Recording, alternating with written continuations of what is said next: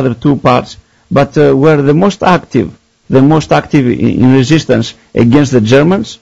At the same time, they were making a resistance against the Bulgarians, who were allies of the Germans, and they have moved and occupied a part of northern Greece. And also they were not getting any help from nobody, no from Germans, no from British, from no one. But the communists and the anti-communists were sponsored by the British government, and also they were given British guns. The communists were also sponsored by the British? Yes, yes. And they were taking gold in coins, and they were taking guns. And the places in Greece that were not, the Greek population didn't accept any form of help of Britain, there was no civil war. For example, in Crete, there were communists and anti-communists, and of course nationalists. The people there didn't accept the British help. Why? Because Britain wanted to become Crete a part of United Kingdom.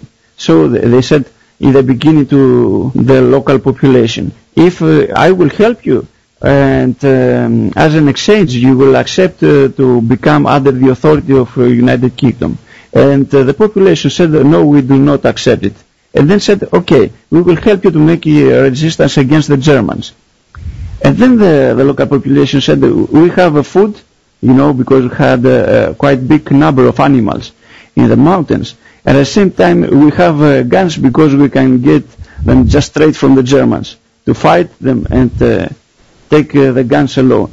So they didn't got the guns, they didn't got any form of control. But that was specifically Crete. On the mainland, both the communists and anti-communists were taking aid from the British and yes, cooperating with the British more closely, whereas the Cretans were more independent-minded.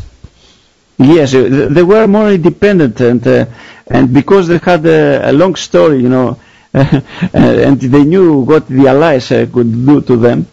For example, in 1922, when the Greek army was liberating a part of Minor Asia, and then when the game turned against the Greeks, I mean the game of the so-called Allies of Europe, and they started to help the Turkish army. We have facts that the British army has bombed, you know, parts of Crete, so that they had some memories quite bad. I think that we should move on now.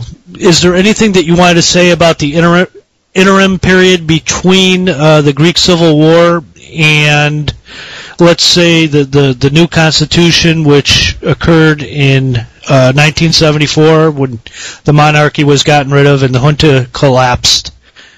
The monarchy is, in reality, was collapsed during the military regime, because came in conflict the King Constantinos and with the military government of Greece, and was forced to go out of Greece. In 1974 there was when came again let's say the democracy in Greece. There was a national voting for yes or no to monarchy, and the people voted, the majority of the people voted no. But in reality, if the king wanted, he could come by himself and not take any form of elections, because he had the right, you know, if he wanted to be in Greece. But I think it was a form of his choice, and it was a choice that had to do with the US factor. Did the Nationalists support the monarchy, or did they oppose the monarchy in Greece? Interesting. You see, the followers of the military regime were against the monarchy. The nationalists, I think a big number of nationalists also were against monarchy. Everyone from different reasons, but the main reason was that the monarchy had a story that was too much influenced by intelligence service. So it was under the influence of the palace. The recent history of palace was not so good because influenced by the British politics. Let's move to 1981. Greece becomes a member of the European Union. What was the debate like? And in Greece, who was supporting Greece becoming a member of the EU? Who was opposing Greece becoming a member of back then it was the European Community, now it's the EU. And what were the reasons for supporting or opposing it? Greece started with the European Economic Community as a not full connected member too early. From the period of time that was the Treaty of Rome, in the middle of 50s. But after 1974, Konstantinos Karamanlis, who was the first prime minister after the military regime, focused Greece to become a full member of European Economic Community. The reason was for political stabilization, in order to strengthen the democracy and to avoid any future interference of the armed forces of Greece in politics or military movement in general.